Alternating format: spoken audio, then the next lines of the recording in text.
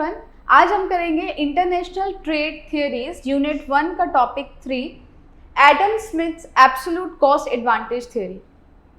So basically यहाँ पे Adam Smith ये कहना चाहते हैं कि हर एक कंट्रीज को ऐसे गुड्स का प्रोडक्शन करना चाहिए जिनका कॉस्ट ऑफ प्रोडक्शन उसको कम पड़ रहा हो। जो गुड्स प्रोड्यूस करने में सस्ते हो उनका प्रोडक्शन करना है, और जो गुड्स का प्रोडक्शन महंगा पड़ रहा है ऐसे गुड्स को दूसरी कंट्री से इंपोर्ट कर लेना है। Adam Smith extol the virtues of free trade. Free trade का जो भी एडवांटेजेस हैं वो एडम स्मिथ बताते हैं। The division of labour at international level requires the existence of absolute difference in cost. अब डिवीजन ऑफ लेबर क्या होता है, जैसे कि 10 लोग हैं और उन 10 लोग की अपनी अपनी स्पेशलिटी होगी, और हमने क्या किया कि उन 10 लोगों को एक सिंगल टास्क परफॉर्म करने के लिए बोला, तो वो जो टास्क होगा उसमें हमको सबकी अलग अलग स्पेशलिटी देखने को मिलेगी। इसी तरीके से इंटरनेशनल मार्केट में इतनी सारी कंट्रीज हैं, जब ट्रेड होता है तो उससे अलग अलग कंट्रीज का स्पेशलाइजेशन एक दूसरी कंट्री को मिलता है। Every country should specialize in the production of that commodity which it can produce more cheaply than other and exchange it for commodity which cost less in other countries। यानी कि जिनका production सस्ता पड़ रहा है उनको प्रोड्यूस कर लो, और जो महंगा पड़ रहा है ऐसे गुड्स को दूसरी कंट्री से इंपोर्ट कर लेना है। The theory of absolute advantage was advanced to buttress Smith's argument that if there was no government, अगर हम ऐसा माने कि इकोनॉमी में कोई भी गवर्नमेंट का इन्वॉल्वमेंट नहीं है और हमने इंडिविजुअल को फ्रीडम दिया है कि वो अपने इंटरेस्ट के हिसाब से गुड्स एंड सर्विसेज का प्रोडक्शन कर सकते हैं, ठीक है। तो प्रॉफिट गेन करने के लिए मार्केट में जो गुड्स एंड सर्विसेज हैं वो ज़्यादा प्रोड्यूस होंगे, और गुड्स एंड सर्विसेज ज़्यादा प्रोड्यूस होंगे यानी कि कॉम्पिटिशन है, और कॉम्पिटिशन की वजह से जो प्राइस है वो रीजनेबल रहेंगे या कम हो जाएंगे। प्राइस रीजनेबल होने की वजह से सब उसको अफोर्ड कर पाएंगे and ultimately it will lead to increase in the welfare of the citizens. आगे बढ़ते हैं एजम्पशंस पर। पहला एजम्पशन है 2 कंट्रीज 2 कम्युनिटीज। ये जो पूरा मॉडल है ये 2x2 मॉडल है, क्योंकि ये एज्यूम करता है कि सिर्फ 2 कंट्रीज के बीच में ही ट्रेड हो रहा है, जैसे इंडिया यूएस, इंडिया रशिया, और 2 ही कमोडिटीज हैं, एक इंपोर्ट हो रही है और एक एक्सपोर्ट हो रही है, इसलिए इसको 2x2 मॉडल बोलते हैं। दूसरा है एफिशिएंसी ऑब्जेक्टिव, यानी कि दोनों कंट्रीज जिस गुड्स का प्रोडक्शन कर रही हैं वो अपनी पूरी एफिशिएंसी के साथ कर रही हैं। तीसरा है जीरो ट्रांसपोर्टेशन कॉस्ट। ऐसे तो ट्रांसपोर्टेशन कॉस्ट होता है, लेकिन इस थियरी में ये एज्यूम किया गया है कि ट्रांसपोर्टेशन कॉस्ट है ही नहीं। फोर्थ है factor mobility and immobility. 4 factors होते हैं, लैंड, लेबर, कैपिटल और एंटरप्रेन्योर, लेकिन यहाँ पे सिर्फ लेबर को कंसिडर किया गया है, और जो लेबर है वो विद इन द कंट्री तो मोबाइल है, यानी कि कंट्री में वो यहाँ से वहाँ जा सकता है, लेकिन बिटवीन द कंट्रीज वो इमोबाइल है, यानी कि एक कंट्री से दूसरी कंट्री नहीं जा सकता। और लास्ट एजम्पशन है कि फुल एम्प्लॉयमेंट अचीव करेंगे दोनों ही कंट्रीज। आगे बढ़ते हैं। हाँ, हमारा बीकॉम सेम 4 का जो बैच है उसमें हम आपको 5 सब्जेक्ट्स प्रोवाइड करते हैं। एक इंटरनेशनल ट्रेड जो आपको फ्री ऑफ कॉस्ट अवेलेबल है, बाकी के जो प्रैक्टिकल सब्जेक्ट्स हैं जैसे कि कॉस्ट अकाउंट 2, स्टैटिस्टिक्स, टैक्सेशन 2 और ऑडिटिंग 1, इनकी प्रिपरेशन आपकी बहुत अच्छे से हो सकती है in just 2399 rupees only. You can download a app from Google play store और app store, and for any information you can contact on this number. Okay, अब हम इस पूरी थ्योरी को टेबल के थ्रू समझेंगे। ये जो टेबल है यहाँ पे हमने 2 कंट्रीज जो मानी है वो है इंडिया और नेपाल, और 2 कमोडिटीज है वो है राइस और व्हीट, ठीक है। ये जो प्रोडक्शन है ये एक दिन का प्रोडक्शन है, 1 days production of 1 unit of labour, ठीक है। 1 यूनिट ऑफ लेबर एक दिन में कितना प्रोडक्शन कर सकता है। इंडिया की बात कर लेते हैं, इंटरनेशनल ट्रेड होने से पहले इंडिया की बात कर लेते हैं। तो इंडिया में 1 यूनिट ऑफ लेबर एक दिन में 2 यूनिट ऑफ राइस प्रोड्यूस कर सकता है और 4 यूनिट ऑफ व्हीट। नेपाल में 1 unit of labour can produce 4 unit of rice and only 2 unit of wheat. यहाँ पे साफ दिख रहा है कि इंडिया की एफिशिएंसी व्हीट में ज़्यादा है और नेपाल की एफिशिएंसी राइस में ज़्यादा है। इंटरनेशनल ट्रेड होने से पहले मार्केट में टोटल राइस का प्रोडक्शन था 6 और व्हीट का प्रोडक्शन था 6। अब दोनों कंट्रीज को पता है अगर इंडिया क्या करे, वीट का प्रोडक्शन बढ़ा दे और राइस नेपाल से इंपोर्ट कर ले तो इंडिया फायदे में रहेगा। और नेपाल के लिए क्या है कि अगर वो राइस का प्रोडक्शन बढ़ा दे और वीट को इंडिया से इंपोर्ट कर ले तो नेपाल भी फायदे में रहेगा। इस वजह से इंडिया ने क्या किया, राइस का प्रोडक्शन 2 यूनिट से कम कर दिया और वीट का प्रोडक्शन 4 यूनिट से बढ़ा दिया। तो ये 8 हो गया और ये 0। नेपाल ने क्या किया, राइस का प्रोडक्शन 4 यूनिट से बढ़ा दिया और वीट का प्रोडक्शन 2 यूनिट से कम कर दिया। तो यहाँ पे नेपाल के राइस हो गए 8 यूनिट और वीट 0। जब ट्रेड हुआ उसके बाद इंटरनेशनल मार्केट में राइस का टोटल प्रोडक्शन था 8 यूनिट और वीट का टोटल प्रोडक्शन था 8 यूनिट। यानी कि ट्रेड होने से पहले टोटल था 6 और ट्रेड होने के बाद टोटल कितना हो गया 8। यानी कि दोनों ही कंट्रीज ने यहाँ पे गेन किया है और इंटरनेशनल मार्केट में दोनों कमोडिटी का कितना गेन हुआ है, 2 यूनिट से दोनों ही कमोडिटी का प्रोडक्शन इंक्रीज हुआ है due to trade between the countries.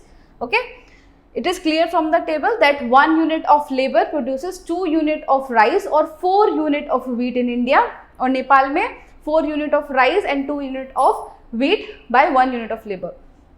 It is evident that, अब थोड़ा इक्वेशन पर आ जाते हैं, in India 1 unit of rice equals to 2 unit of wheat. अब ये आया कैसे, यहाँ पे देखो 1 यूनिट ऑफ लेबर कितना प्रोड्यूस कर रहा है इंडिया में, 2 यूनिट ऑफ राइस किसके बराबर है, 4 यूनिट ऑफ व्हीट के बराबर है।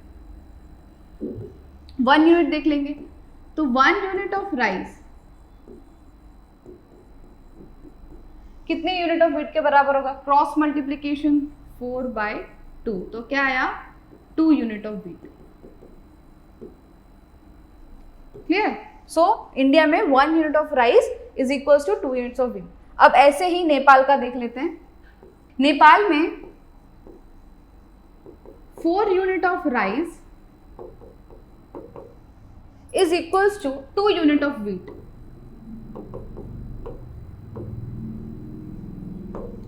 तो 1 यूनिट ऑफ राइस कितना होगा, क्रॉस मल्टीप्लीकेशन 2/4, 1/2, आंसर आएगा 0.5 unit of wheat.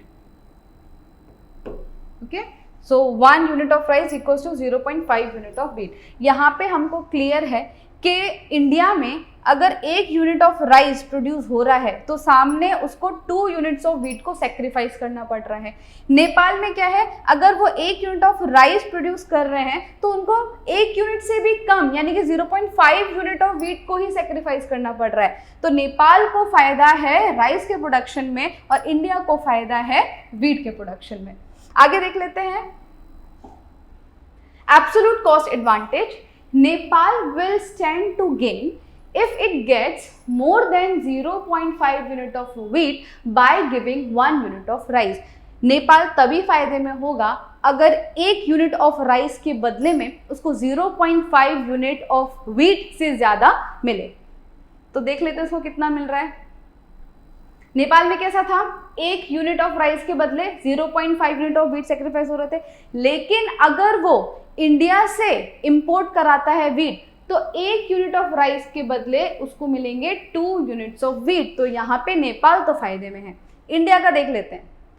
On the other hand India will stand to gain 1 unit of rice by giving less than 2 units of wheat. अगर 2 unit से कम sacrifice करने पर उसको 1 यूनिट ऑफ राइस मिल रहा है तो India फायदे में है। कैसे, यहाँ पे 2 यूनिट सेक्रीफाइस करके फिर 1 यूनिट ऑफ राइस का मिल रहा था, लेकिन अगर इंडिया नेपाल से राइस को इंपोर्ट करेगा तो उसको कितना सेक्रीफाइस करना पड़ेगा, सिर्फ 0.5 unit of wheat he sacrifice करना पड़ेगा और 1 यूनिट ऑफ राइस मिल जाएगा। तो इंडिया भी यहाँ फायदे में है।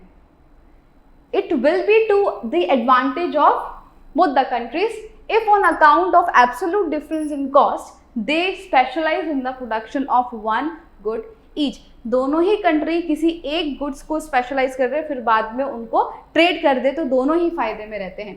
इस वजह से इंटरनेशनल ट्रेड होता है and there is absolute difference in cost, और इसी को बोलते हैं absolute cost advantage theory.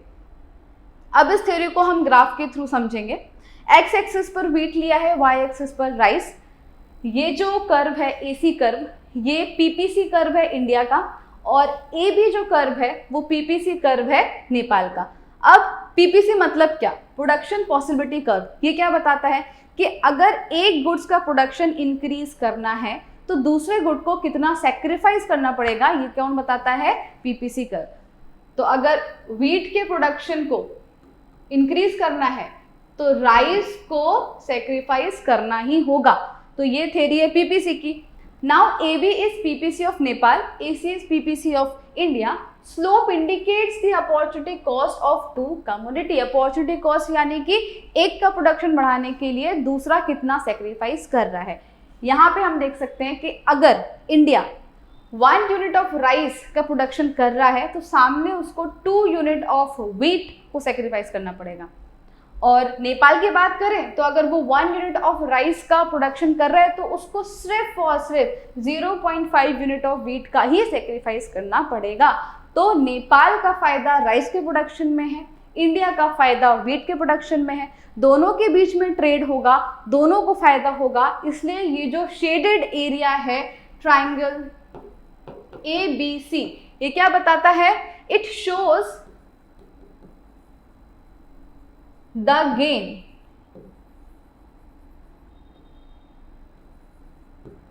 Of international